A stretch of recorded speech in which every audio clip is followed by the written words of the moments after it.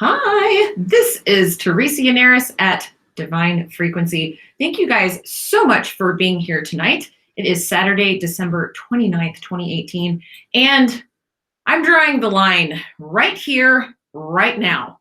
We have some things that we need to talk about, so I'm just going to open up tonight on this live stream. We're going to get down, we're going to get dirty, we're going to get into it, we're going to talk about a lot of things that I've been really needing to get off my chest. A lot of things that I've been learning. It's time to have a conversation. So I'm just going to go ahead and dive right in. Hashtag mermaid life, like we do.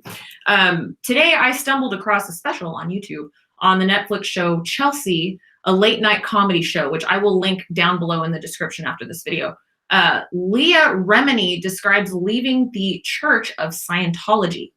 And she describes how when people leave the church, she discusses how they're allegedly attacked by the leaders of the church, and anyone who doesn't believe in their practices are sometimes attacked, and anyone who leaves the church is seen as a suppressive person or someone that's going against what they believe in, and they're seen as somewhat of a threat.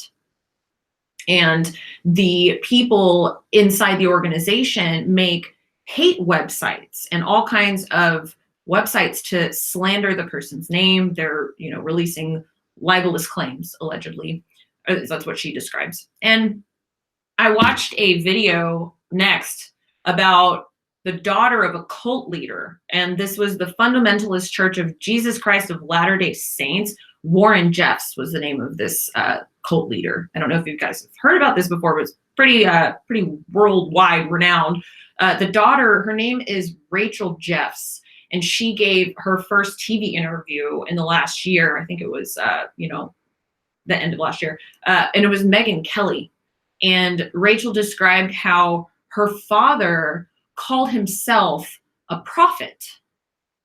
And nobody was allowed to question him. This was authoritarian leadership. And he alone had access to the information from God that everyone should abide by. That's kind of how it came through to me. So stumbling across these videos was really kind of bringing in together some of the things that have been coming up in Divine Frequency lately, as we've been talking about, good versus evil and all of this kind of stuff. And so I wanted to kind of dive into this conversation because it's really important to me and what I'm going through right now in my life. It's extremely relevant. And I wanted to talk about the difference between authoritarian guidance and versus the grace of God, of the one true God, the creator. So as most of you know, I was raised Catholic, and we're taught that there's authority in the name of Jesus Christ, in the Holy Trinity, the Father, the Son, the Holy Spirit. There's authority in the Word of God or the Bible, right? That's what I was taught. And then when this was about 3 years ago, I sort of started to stray from this because I was researching reincarnation. I started to question the authority of the Bible. I started to question my own faith in certain things because I'm going, well, if reincarnation is real and that's not in the Bible, what's going on here? So I started to sort of open up this larger conversation, and I wrote a book about it. Called What is Magic? And the whole point of that book, for those of you who have read it, for those of you who haven't, I'm going to give a quick synopsis. The whole point of it was to take my Catholic structure of belief systems and explore the other belief systems in the world and then try to reconcile that. I was in this place of, well, if reincarnation exists, what does that mean for Catholicism, right? So I was sort of diving into these different kinds of concepts, trying to understand what I really truly believed. So after I finished writing that book, I prayed really hard to the Holy Trinity for a whole week. I was deep in prayer, asking God what I was to do next. I didn't know what to do next. It was like, okay, I wrote this book, 450 pages, and I had no idea what to do next. And what I was hearing in my prayers was that it was time for me to look at the evil. I didn't understand what that meant, but I was hearing that very strongly in my deep moments of prayer that week. Look at the evil, go into the Catholic Church, go into the Catholic teachings, look into the Word of God, look at the exorcisms, look at the evil. And so I ignored that. I was also hearing to start a YouTube channel. I don't know where that came from. I thought that was kind of weird. I'm like, start a YouTube channel? Why? So what I ended up doing was starting a YouTube channel. I started Divine Frequency. And then I started researching about channeling. I started buying books on channeling, which, as some of you guys know, if you were raised Catholic or Christian, channeling is against the Bible. So I started reading up on channeling, and the first time I ever tried it, I was not trying to break any Catholic rules. So I was like, you know what? I'm just going to pray, and I'm going to, because in this book of channeling, they talked about archangels. I'm like, okay, well, that's safe because that's a Catholic belief system. I can talk about archangels. I can, call out to Archangel Michael. So that's what I did. And I had a really intense experience where I felt the presence of Archangel Michael. And it was extremely powerful. All of the hairs on my body stood up on end, like there was electricity in the room. And I heard, where there is love, fear is no longer necessary. And I wish that I had stayed there, because what happened next, this is where things started to get blurry. The lines started to blur here for me. So the next time that I tried the channeling, I started to receive images and messages from other star systems and gain access to information that I had not access to before. I didn't know anything about how any of this stuff worked, but it freaked me out. It scared me. And when I realized that channeling is real, that you can absolutely gain access to information from whatever source. I don't know where it comes from, how it comes through. But when you put yourself into a meditative state, you can, through channeling, receive messages. And that really scared me. And I put the books away. I put the whole channeling thing away. But I had gotten into tarot readings. So I had started reading tarot, and the way that I had sort of, what's the word I'm looking for? I told myself it was okay. I rationalized it. That's the word I'm looking for. The way I rationalized it was this. There's nothing magical about it. All it is, I have a minor in English Lit. So I was like, okay, you've got cards with images, and those images are archetypes. There's archetypal meaning and concepts to those cards. And when you put down a spread on the table, maybe you have one card for past, one card for present, one card for future. Now you're going to look at your situation, and you're going to apply your situation to the cards. Okay, so it's a coaching tool to help you assist in seeing your life from the top-down perspective. So it's an assisting tool to help you come up with creative solutions for your life and see things that are going on in your life. So that's my rationale. And I was really good at it. I really enjoyed reading tarot. I had started an Instagram account. I was giving tarot readings away, and then I started a business. And what happened next was the lines blurred, because I started to have experiences with tarot that were definitely not normal. So this is when you start to the lines become blurred, because when you go into like a meditative state and you're reading the cards, certain things would happen. I would gain access to information. I would get flashes of images. I would hear things. And all of this came in together where I would give these readings, and people are going, wow. And it's just, it started to become really weird, where I realized, okay, maybe this is a gift that I have. Because it happened really fast, and a lot of people were having these huge shifts, and I started to realize that I was gaining access to information that seemed to me to be helping people. So that was another way that I rationalized it. It was, okay, I'm helping people. People are gaining something out of this. Okay, we're going to talk more about tarot in a little bit, but I just kind of wanted to set the stage there, right there with it. So that was what was happening then. I was running the tarot. Then, so that's when I started to kind of tap into this concept of personal power, right? What power do we have when we are having these mystical experiences. What are these psychic gifts? What is that when you can gain a picture of something and you're able to tell somebody something about their life that they would tell anyone? That's a very powerful gift. Think about that. You're sitting across the table from someone reading a tarot card to you, and they get an image in their head and tell you something that you haven't told anybody else. Wouldn't that have an impact on you? Okay. So, where are we? Okay. So, after that, I got divorced, and this was early 2017. And then this is really when things started to go south for me. As you know, I was running the tarot business at the time. A lot of my friends were asking for tarot readings. I was administering a lot of tarot readings at the time.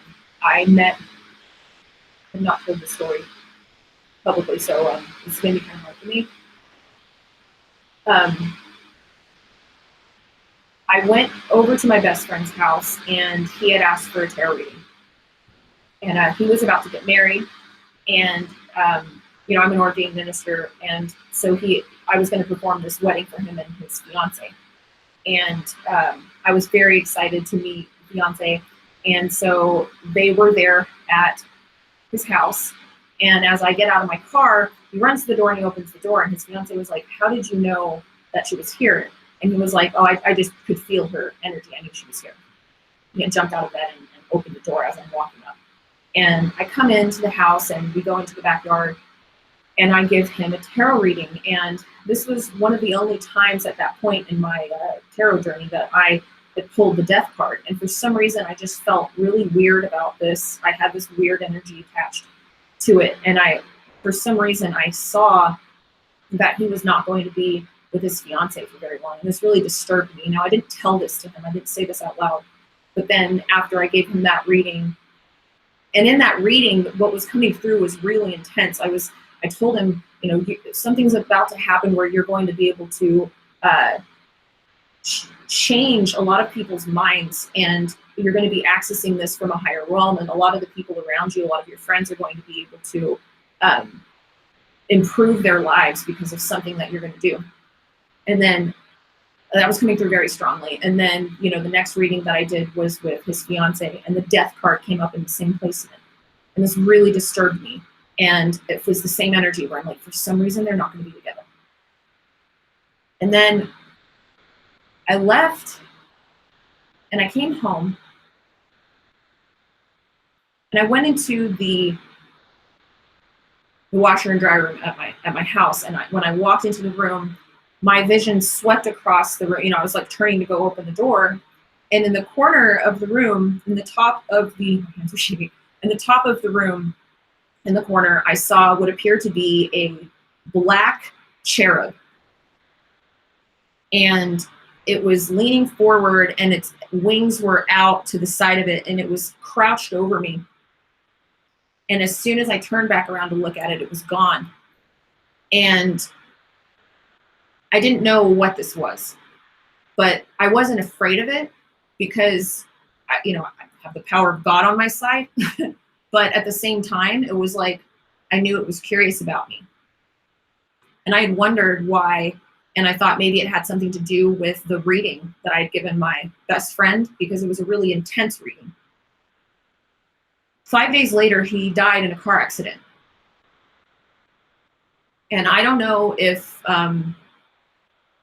because he was so close to the veil, if I was tapping into something that I wasn't supposed to be tapping into, which made this spiritual pocket of energy where some kind of entities were becoming curious about me.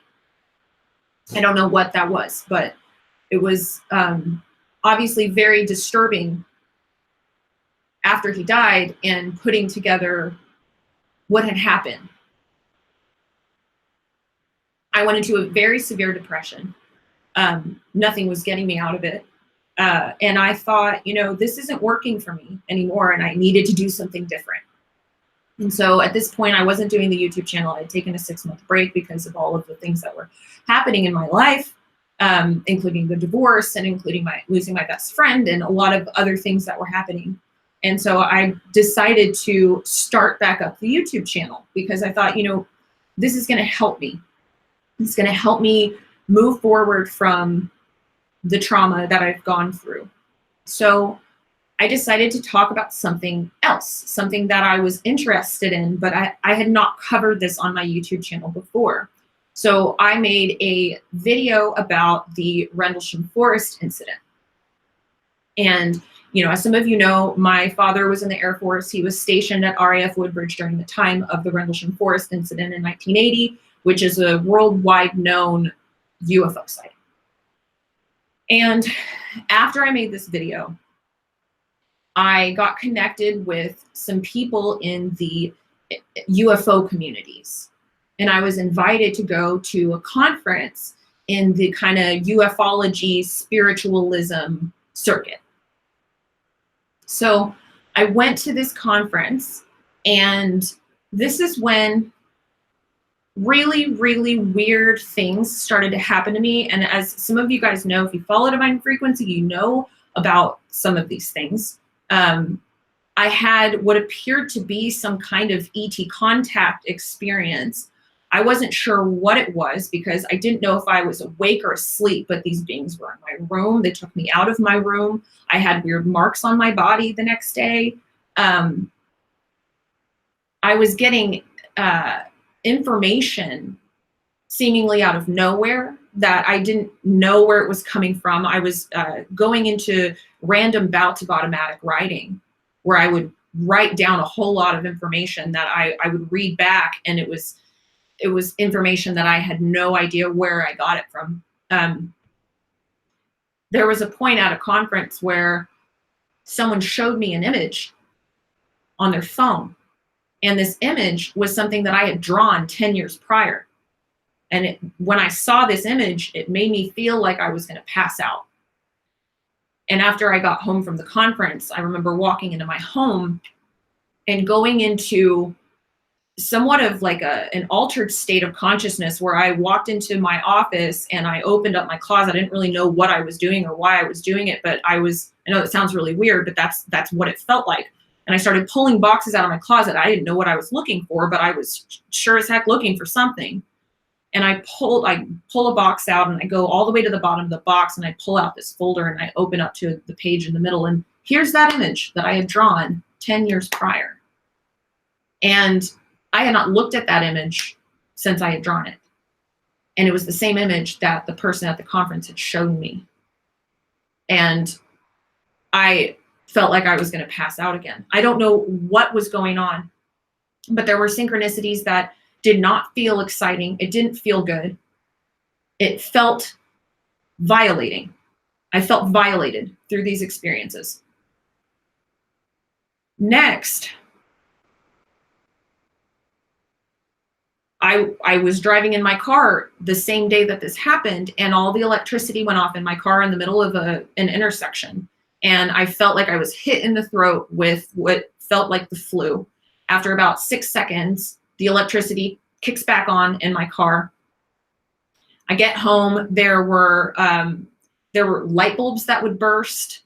At one point, a pipe burst in the apartment above me, and it was raining in my apartment on top of my furniture that I had just bought. So a lot of really weird things were happening.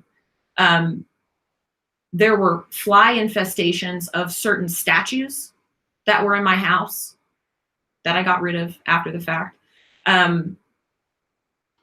There was even a point where the mirror in my bathroom had a huge scratch down the mirror. So there were lots of really weird things happening around this time. I left that apartment. I broke the lease. And I started to travel and go to these conferences and work with people in the ufology, spiritualism kind of communities. I started learning a lot, asking people a lot of questions, interviewing people, trying to understand the landscape here, try to figure out what was actually going on. You know, the whole reason why I started the YouTube channel was because I wanted to really get in, you know, I just written, like I told you before, I'd written What is Magic. It was about reconciling belief systems through the Catholic Church and then, you know, other belief systems. So for me, it was curiosity. I was exploring different people's beliefs. So as I was traveling around, going to these conferences, working with different people, the weird experiences continued. There was one point where I was laying in bed going to sleep. I was at one of these conferences, and a ball of energy came through the ceiling and literally pushed my chest down into the bed, like a foot into the bed, physically. And it knocked the breath out of me. I couldn't breathe for 5 seconds. And then when I gasped to let the air back in, this happened 3 times where these balls of energy were coming through the ceiling. Now, this was traumatic. This was not fun. I didn't ask this. I did not ask for it. Nobody asked if that was okay with me. But these things were happening and I could not explain them. And when I would ask people about them, nobody could give me answers. So at this time I was busy. You know, I was consuming all kinds of information from many different sources. I was reading a lot of books. I was hearing people's testimonies about their own paranormal, supernatural experiences, whatever that is. You know, you're in the group. It's like a huge conglomeration of communities where people are talking about these types of experiences. I was invited to speak, so I started speaking in the circuit, in some of the circuits. So as this was all going on, I've been visited periodically in my life by an archangel who I've come to know as Archangel Michael, this vibration, very powerful vibration. And what I was hearing was that I was supposed to be working with Catholics. I didn't understand what that meant. I ignored it. And the contact became more and more strange. The automatic writing sessions that were coming on suddenly, the information was just becoming really hard to understand. I was trying to grasp, first of all, why this stuff was happening to me and what I was supposed to do with the information that was coming through, what I was supposed to do with these experiences that were violating. I was afraid. I became very afraid as to why these things were happening. So the answers that people started to give me based on these experiences that I was having in various New Age UFO communities, whatever, I feel like they were usurping my own experiences and trying to use my experiences to corroborate their own testimony and explain phenomenon that I did not have proof of. And I became very confused, and I got very close into the machine of this ufology spiritualism communities. And I was running that machine. You know, I was in that machine. I was very busy and focused and all of this, you know, and it was a lot. And I started to see into the greed. I started to see into the lack of direction and the falsity, the false light. I started to ask questions. And I learned that there is a certain level of authoritarian leadership in some of these communities. And that's when I started to learn that the people that want to tell you they have answers, they don't. And I'm going to bring this full circle. There is no authority other than direct authority from God, period. And there is a lot of false light that occurs. If you know about Scientology, you know about these cults, you know about these sects. It's all over the place. It's not only in the ufology, spiritualism communities. It's all over the place. You have this concept of, truthers or truth seekers. They want to seek the truth, but they're looking everywhere but where they should be looking. I wanted answers. So I start looking. I start searching and reading all kinds of books and learning about people's testimonies and just consuming all the information. Oh, I need to learn more. I need to learn more. But what is it actually teaching you? Where is it coming from? What is it based on? What is the core of the message? What is the reason why? And when you go down into the core of the false light, you see the greed. You see the control. You see the authoritarian leadership keeping you from the truth.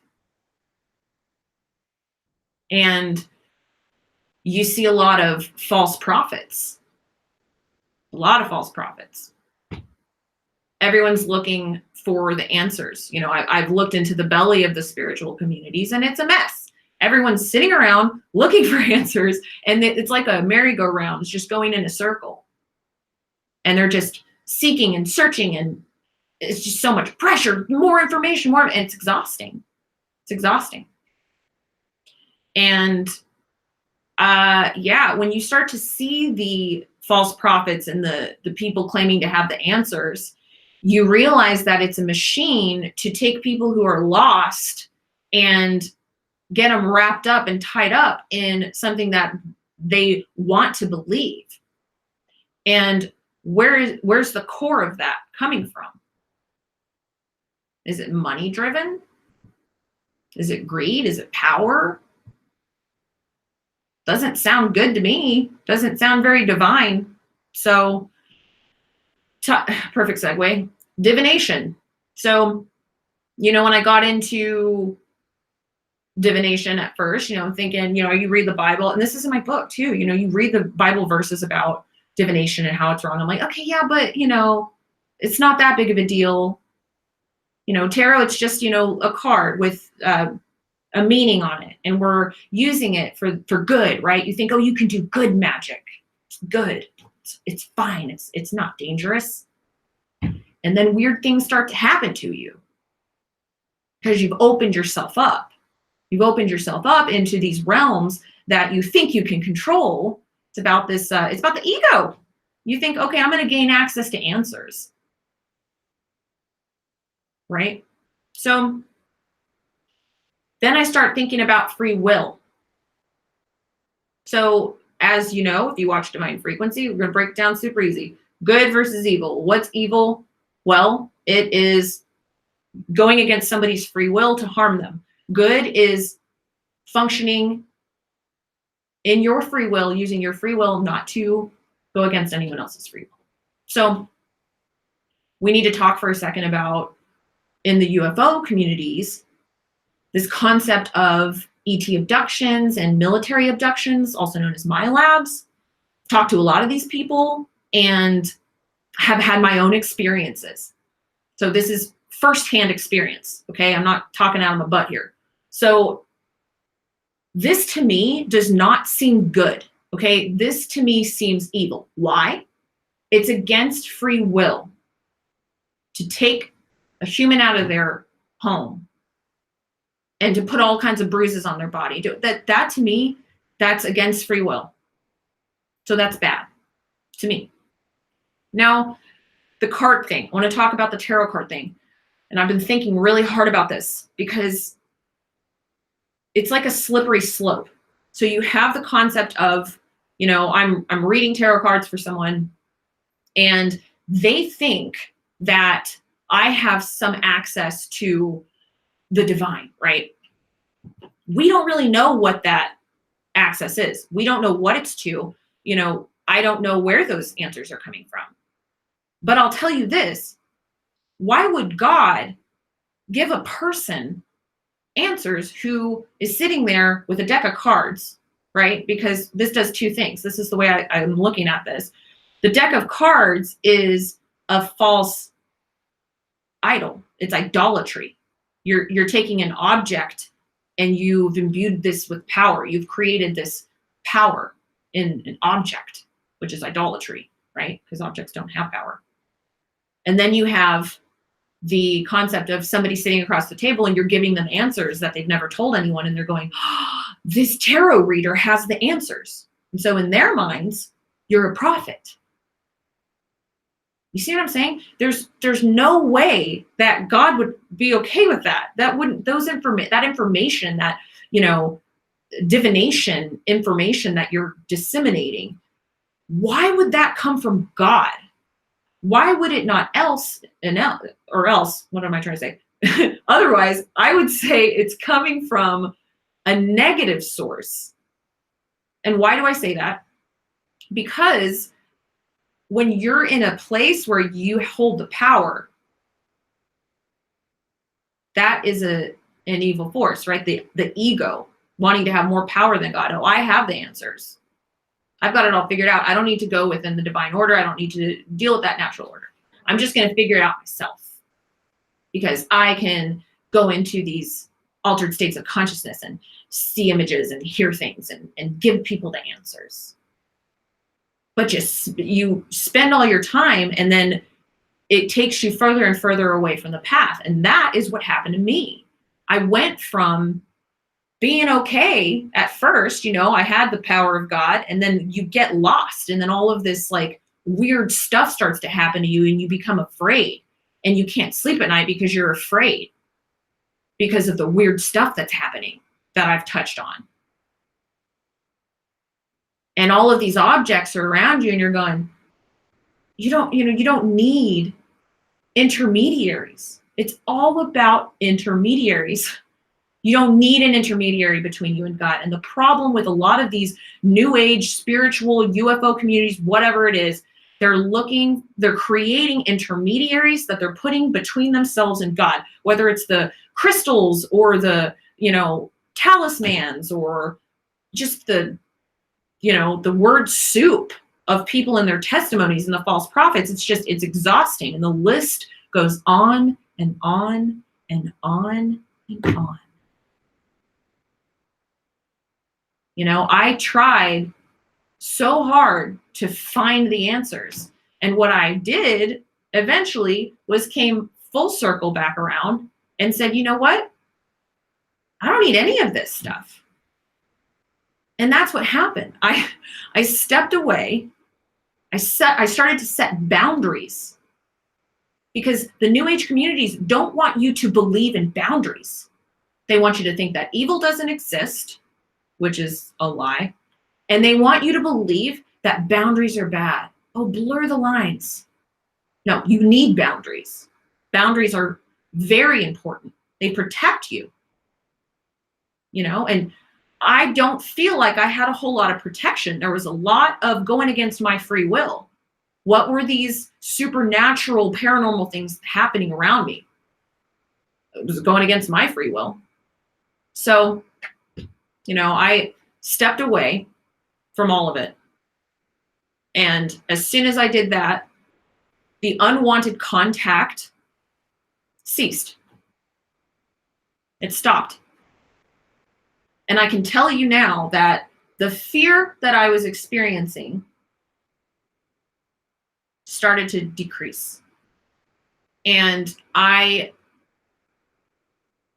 want to express how important it is to have a direct line of communication to the one creator, to God, whatever you want to call that. I'm not trying to be triggering here. I'm just trying to tell you what my experience is and where I'm at. Because with the idolatry, the greed, the false prophets, it's just, I had enough. I had enough.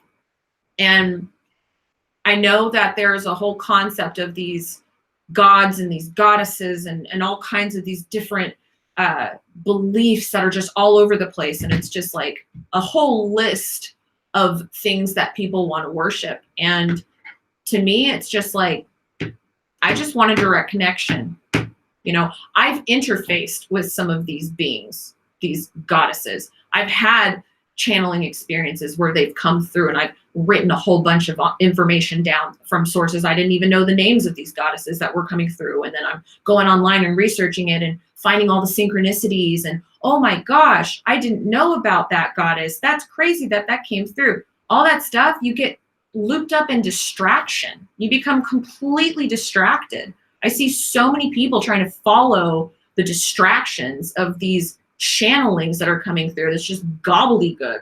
And it's like you're wasting your life away. You've given your power over to these intermediaries. And that's just my opinion. Again, this is just my opinion. You're on my YouTube channel. Please, by all means, if you disagree with me and this is not the kind of content that you're into, you have your own free will, unsubscribe. Because this is very important to me. I feel very strongly about this, and it's just my experience that I feel like it's time to disclose, talking about it. So I started to look into the Bible verses on false prophets. And I wanted to read some of this. And this is in the book of Peter. There are also false prophets among the people, even as there shall be among you lying teachers who shall bring in sects of perdition and deny the Lord who bought them, bringing upon themselves swift destruction. And many shall follow their riotousness, through whom the way of truth shall be evil spoken of. So when you fall into following false prophets, it leads you to destruction. What does that mean? It means that the answers you're seeking in a false prophet, they're not going to give you what you're looking for. If you're looking for good, if you're looking for bad, if you're looking for evil, if you're looking for greed or whatever, you'll find all kinds of stuff. It won't be God. In my opinion, that's what happened to me. You know, a couple months ago, I went to my niece's baptism. And as I went to put this in my notes, by the way, I had electronic issues. Everything started to go wonky on my computer. So I thought, this is a story I really should tell. I went to my niece's baptism a couple months ago while all of this was kind of swimming around in my head. And I sat there, and it was at a Catholic church, and the priest was doing the rites of the baptism. And he didn't look at me for the whole ceremony except for one time. And he turned to me and he looked me dead in the eye, and he said, "The devil's promises are not always empty.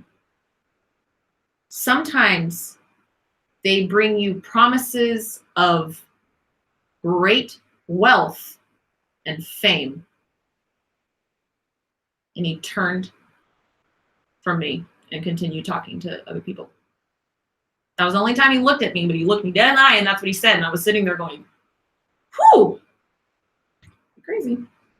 Here's another one from Mark. "For there shall arise false Christs and false prophets, and shall show great signs and wonders, insomuch as to deceive, if possible, even the elect. Behold, I have told it to you beforehand."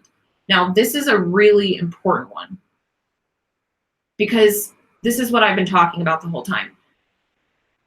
False prophets can show you great signs and wonders to deceive you because they're in alignment with evil, with the deceiver. That's the point. I was deceived. There are so many of us that are deceived. It happens all the time. It happens every day. And it's from the core of people trying to have control and power and greed. So at the end of What is Magic, after I wrote that book, I had this epiphany that the things that I was writing, it was going to be triggering to people. And I thought, what are people going to think about this research? I'm talking about the Catholic Church. I'm talking about some New Age stuff. I'm kind of all over the place, and I'm just trying to reconcile it. But at the end of the day, I knew, and this is in the last chapter of my book, I knew that it didn't matter because I had God on my side, and I have God on my side. I have the power of the Holy Trinity. the power of Jesus Christ. And when you have the power of God on your side, you don't have to be afraid. And I'm done being afraid. I'm done with being trespassed against by people who don't have my best interests at heart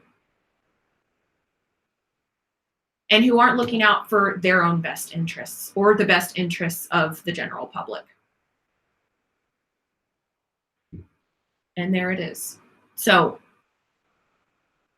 the last thing I want to say, and by the way, thank you guys for being here. The other day I said, you can never be separated from God. That because you have free will, you can either remember that connection or you can forget that connection. And